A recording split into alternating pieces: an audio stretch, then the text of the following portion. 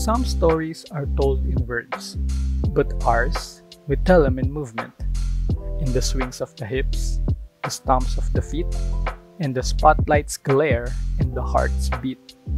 This is Curtains and Rhythms, a stage for Filipino dancers, dreamers, and storytellers, where tradition meets innovation, and in every curtain rise begins a revolution. From the barrios to Broadway, from bamboo to bright lights, this is the rhythm of our culture, the soul of our theater, and the pulse of who we are.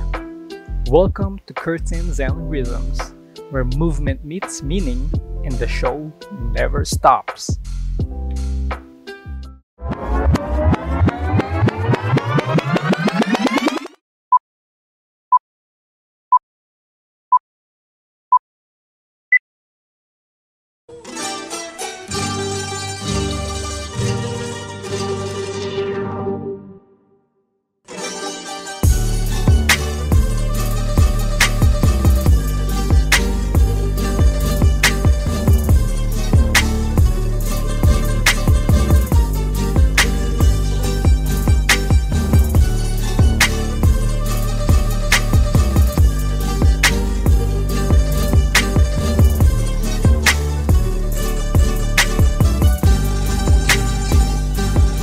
Hey everyone! Welcome to Curtains and Rhythms.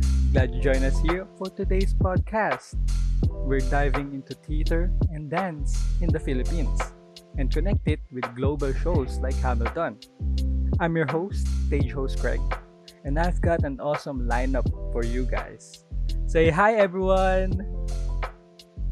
Hey. Hi! Hi. Kamusta kayo? Kamusta ang finals? Okay pa ba kayo? Terry pa. Hindi po, ate. Mamatay na tayo. Charot. Okay, sige. Para matapos na to, simulan na natin ang ating first segment agad-agad. Ganun kabilis. Ready na ang lahat? Damn right. Okay. Okay, for our first segment, Dance Art of the Philippines. Folk Fit. You live and breathe folk dance, di ba? What makes Tinikling so iconic? Yo guys, Tinikling is seriously the OG talaga. Sa una parang andali lang, like tumatalon ka lang sa pagitan ng kawayan habang may tunog, right? Pero pag ikaw na yun nandun sa gitna, dun mo lang marirealize na hindi siya basta-basta sayaw lang. Sa isang maling galaw, sa pulyong paa mo parang mapapa-ouch aray ka na lang talaga. Pero it's all about timing, agility, and connection sa rhythm. Actually, inspired siya sa Tinikling Birds na mabilis umiwas sa mga trap sa palayan. Kaya habang sumasayaw ka, parang ginagaya mo yung grace at liksi nila. Ang galing, di ba? A dance rooted in nature, kabuhayan, at way of life ng mga ninuno natin. Tinikling may Brit traditional, pero timeless din siya. May art, teamwork, at syempre may history. Tinikling will always be something we can be proud of. It's more than just a performance. It's a living piece of our heritage.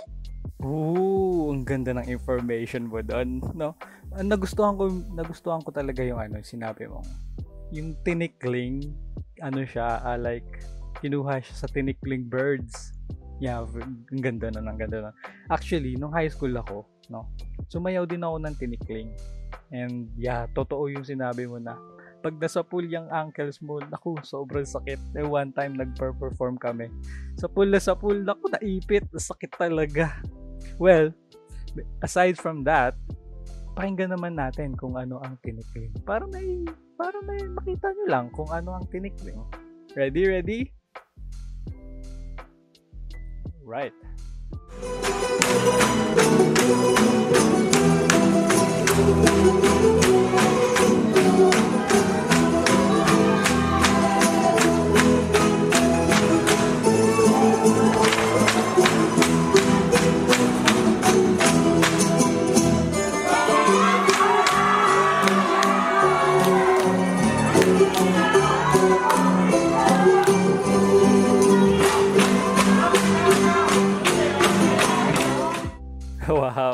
Grabe yung grabe yung bamboo pose, ang bilis, no? Pag naipit talaga yung ankles mo dyan, naku, lagot talaga. Well, Koryo Sensei, nandiyan ka ba? You work with the Cordillera dances, no? Tell me about it. Tell us about it. Hi! Exactly, bro. Yung ba nga, imagine yung mga babae na nagbabalance ng jar sa ulo nila habang sumasayaw. It's all the dances, honor rituals. Like, mafe-feel niyo yung grace and strength eh. And also yung discipline is amazing. And community, like, living tradition talaga. And they tell a story. Oo, ba nga? Yung ba yung yung ba yung may jar sa ulo? Sige nga, tingnan nga natin.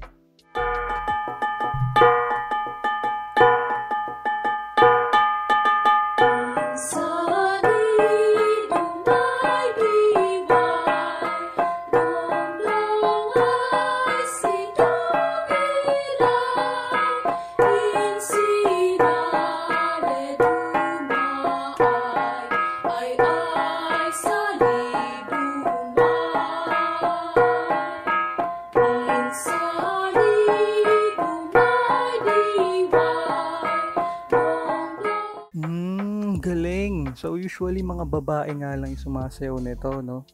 And it shows grace talaga, no? Yung banga nilalagay nila sa ulo, no? Ang galing, ang galing. Uy, hindi naman kalimutan. Siyempre, di ba? Spanish era influence. Yeah, go. Cariñosa. It's basically OG Filipino flirting, di ba? Kung may simpleng panyo, pamaypay, romance on stage, smooth moves, 1800 style. Ganun pala, Cariñosa, Filipino flirting. Sige nga, check nga natin.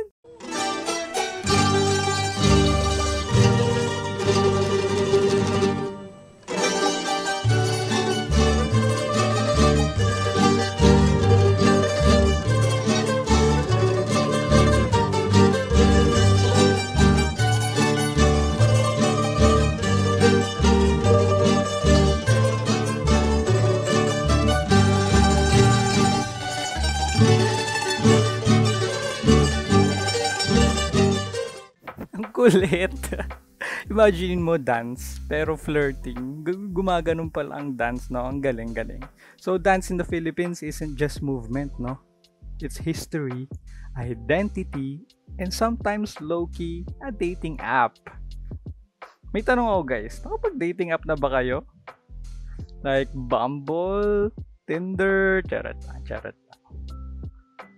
Hindi po, ate. Hindi po. Okay. Well, besides dance, punta naman tayo sa ating segment number 2. Theatrical arts in the Philippines. Now, let's move on to theater. Theater geek. You direct plays, no? What stands out in the Philippine history? Oh, hands down, komedya talaga. Pag-uusapan natin ang traditional performances na may intense drama at historical feels, ito na yon. Simula pa ng Spanish colonial era, sobrang theatrical, usually tungkol sa banggaan ng mga Kristiyano at Moro. Mini war on stage na may sayaw, kanta at poetic na dialogue. May costume, laban at ideolohiya. Well, diba? Isipin mo, may open space sa plaza, may makeshift stage, tapos suot nila makukulay na armor, capes, helmets at swords. Marching music, dramatic fights, at sobrang intensity. Pero higit sa action, may meaning din. Ginagamit doon para ipalaganap ang relihiyon at ipakita ang superiority ng Kristiyano. Political siya kahit palabas lang. Ngayon, nakikita natin dito ang yaman ng kultura ng Pilipino. Artistry, passion, at kasaysayan. Komedya isn't just entertainment. It's a reflection of our colonial past and cultural identity. Kumaman, astig pa rin. It's loud, intense, meaningful, and proudly Filipino. Wow, thank you for that information, Theater Geek. Check nga natin ang komedya, Spanish Battle Music. Let's go.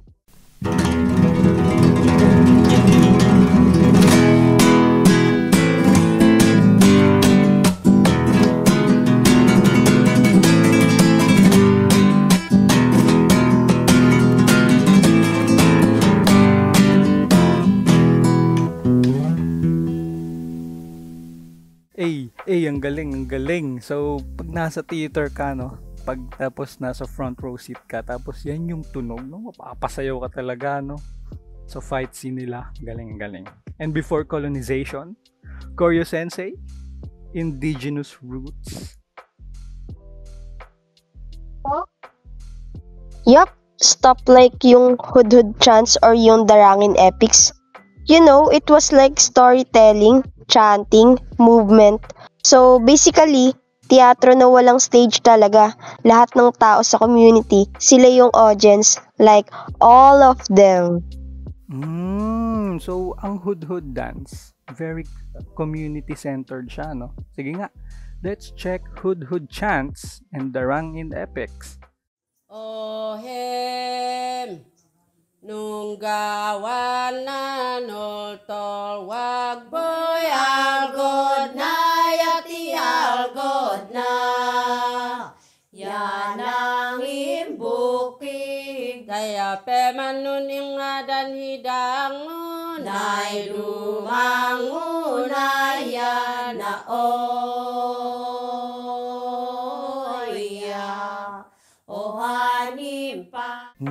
Sobrang cool naman nun. Hudhud chants, darangin epics, parang sobrang timeless nila, no? Like, community-centered talaga sila and sila lang din yung audience, no? Galing, ang galing. Siyempre, fast forward, modern Filipino theater is talagang on fire, di ba? And, eto lang kwento lang. I acted in Himala, the musical. When, naalala ko pa nun no? When the whole chorus shouts, walang himala! Goosebumps talaga yon, bro. Like, the stage itself, vibrate talaga. Alam mo yun, mararamdaman mo yung alam ko yun. Diba? Yung nagva-vibrate talaga, no?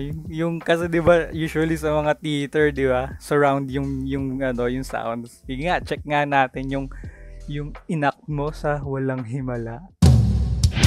Walang himala! Walang himala!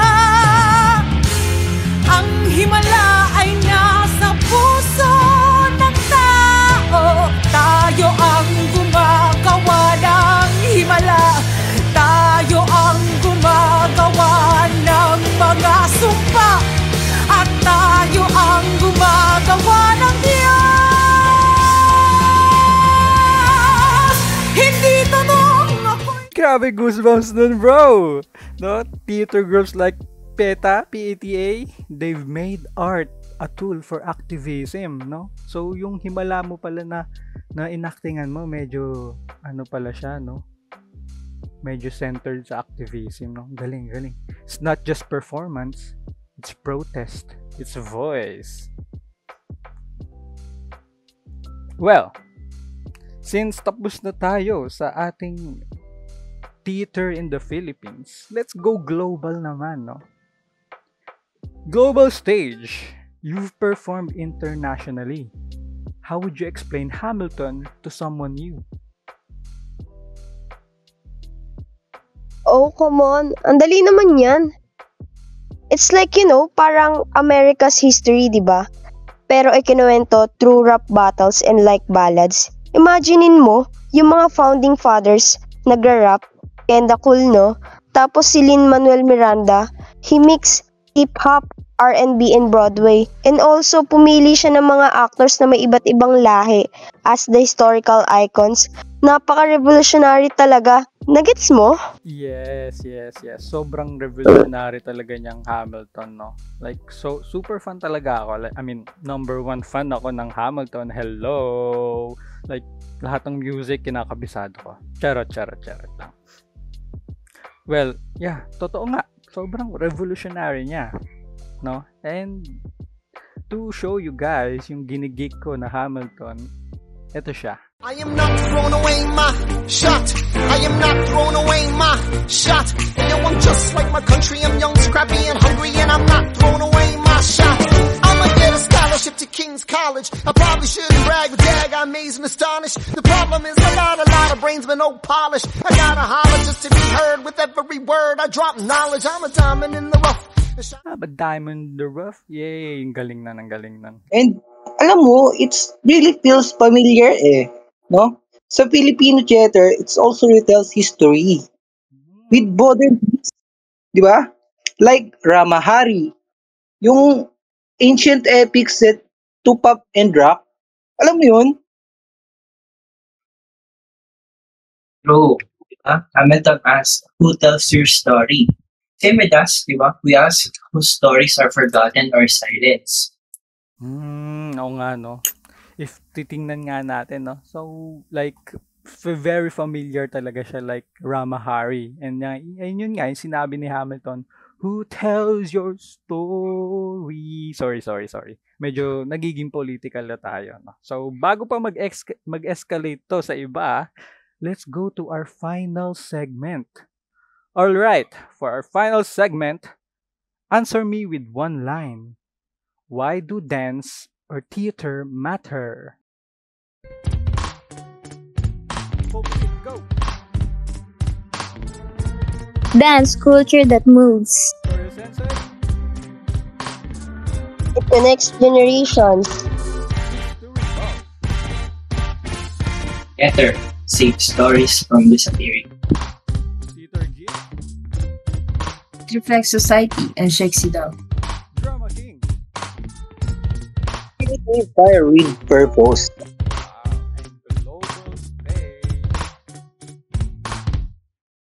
And it unites cultures across the globe. Ganda.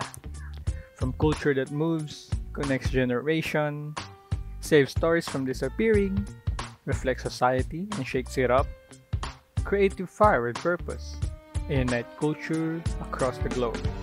Beautiful. From Tinikling to Hamilton, performance reminds us who we are and who we can become. Thank you to all my amazing guests, Pope Fit, Corey Sensei, History Buff, Theater Geek, Drama King, and Global Stage. And thank you for listening here on Discord. Catch you next time on Curtains and Rhythms. Bye guys! Bye! Yeah, thank you. Bye.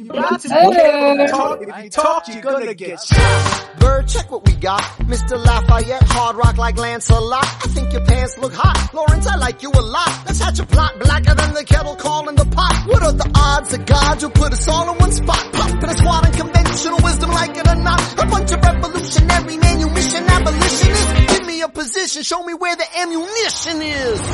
Oh, am I talking too loud? Sometimes I get overexcited, shoot off at the mouth. I never had a group of friends before. I promise that I'll make y'all proud. Let's get this guy in front of a crowd. I am not throwing away my shot. I am not throwing away my shot. Hey, yo, I'm just like my country. I'm young, scrappy, and hungry, and I'm not throwing away my shot. I am not throwing away my shot. I am not throwing away my shot. Hey, yo, I'm just like my country. I'm young, scrappy, and hungry, and I'm not throwing away my shot. Everybody sing. Whoa, whoa, whoa. Hey, whoa.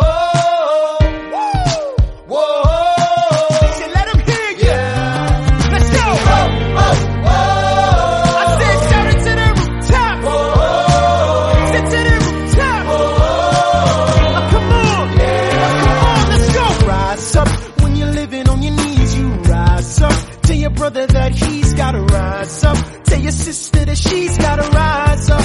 When are these colonies gonna rise up? When are these colonies gonna rise up? When are these colonies gonna rise up? When are these colonies gonna rise up? Rise up. I imagine death so much it feels more like a memory. When's it gonna get me? In my sleep, 7 feet ahead of me. If I see it, Some stories are told in words, but ours, we tell them in movement. In the swings of the hips, the stomps of the feet, and the spotlight's glare and the heart's beat. This is Curtains and Rhythms, a stage for Filipino dancers, dreamers, and storytellers, where tradition meets innovation, and in every curtain rise begins a revolution. From the barrios to Broadway, from bamboo to bright lights, this is the rhythm of our culture, the soul of our theater, and the pulse of who we are. Welcome to Curtains and Rhythms, where movement meets meaning and the show never stops. the States What's the state of our nation? I'm past patiently waiting, I'm passionately smashing every expectation, every action's an act of creation. I'm laughing in the